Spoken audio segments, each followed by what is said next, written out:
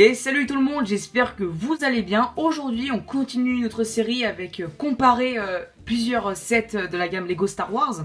Alors aujourd'hui je ne suis toujours pas tout seul, on continue toujours avec notre petit youtubeur préféré Brick Universe. Alors comment tu vas aujourd'hui?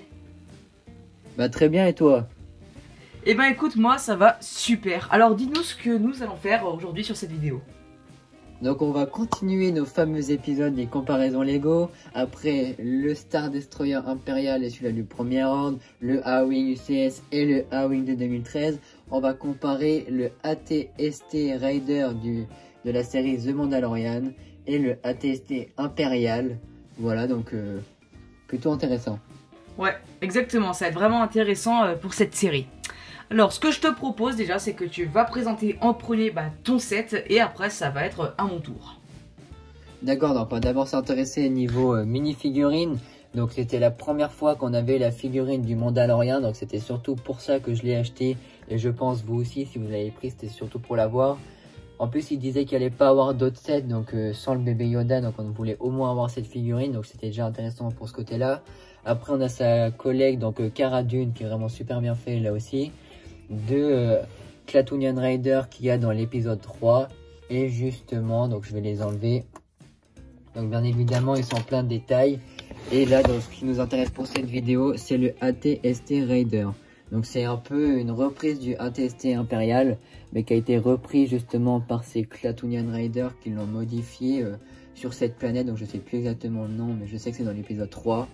Donc un peu pareil, donc le même système avec la manivelle à l'arrière pour faire tourner la cabine, là pour tirer les tirs laser justement.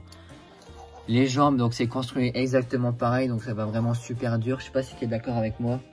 Ouais, c'est vrai que c'était assez dur pour moi, ouais.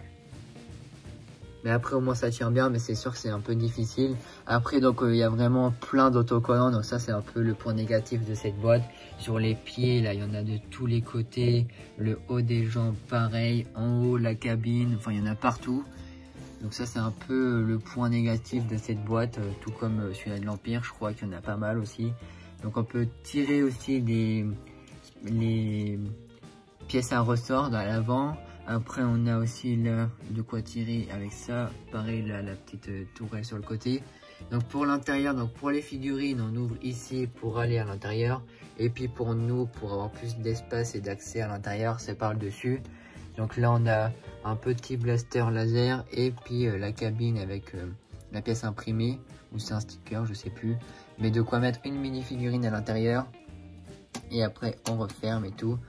Mais après il est franchement sympa, j'aime bien les détails avec les jambes rouges, brun, la cabine gris foncé. Enfin je trouve que c'est plutôt pas mal.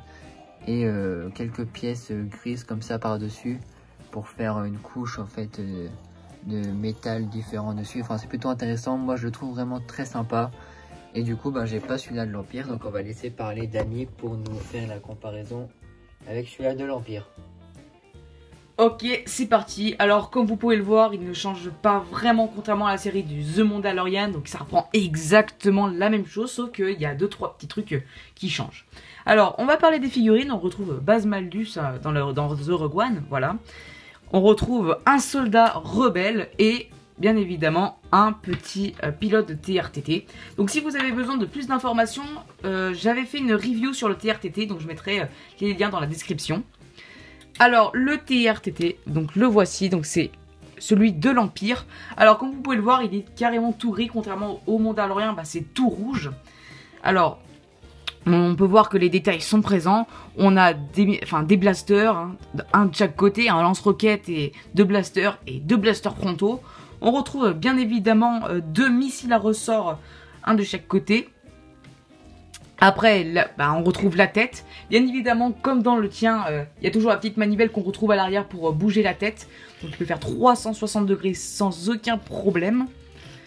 Donc après on retrouve les pieds. Après le seul truc négatif que je trouve sur ce set, c'est que tout simplement les pieds sont trop difficiles à tourner. Et voilà, donc on retrouve un peu de difficulté dans tout ça. À l'intérieur les détails, hein, donc on retrouve toujours le petit tableau de bord avec deux petites grenades ici. Donc les stickers on en retrouve bien évidemment pour les pieds, à l'arrière ici et à l'intérieur. Mais après sinon ça reste un set plutôt intéressant. Voilà. D'accord, donc voilà, donc la comparaison, donc plus qu'à vous de choisir dans les commentaires lequel vous préférez, celui-là du Mandalorian ou de l'Empire. Et en tout cas, les deux sont intéressants, ils sont Ouais, quasiment exactement. les deux au même prix, enfin ils coûtaient les deux pareils. Pas mal de figurines, donc ça c'est plutôt cool. Franchement, c'est deux très bons sets, après voilà. Bah oui, après ça reste 2 sets, mais après c'est à vous de choisir. Pour ceux qui aiment le Mandalorian, bah, je vous conseille celui du Mandalorian, ou celui, pour ceux qui sont plus Empire ou dans Rogue One, eh bien je vous conseille fortement après celui de l'Empire, mais après c'est à vous de choisir. Ça dépend aussi des prix et de vos préférences et vos goûts, voilà. Voilà, donc j'espère que vous aurez aimé ce 3e épisode de comparaison. Donc n'hésitez pas à toujours aller faire un petit tour sur la chaîne de Brick Universe, hein, les liens seront dans la description. Et voilà, donc j'espère qu'on se reverra Brick Universe, donc moi je te dis à très bientôt. Ça marche, moi aussi j'espère qu'on se reverra très vite pour continuer des épisodes comme ça, parce que c'est vraiment très sympa. Donc merci encore. Ouais, vraiment sympa. Bah merci à toi, hein. Et du coup, bah, je te dis à très vite pour une prochaine vidéo alors. Salut. Ouais, à très vite. À très vite tout le monde, et n'oubliez pas de liker ainsi que commenter. Allez, ciao.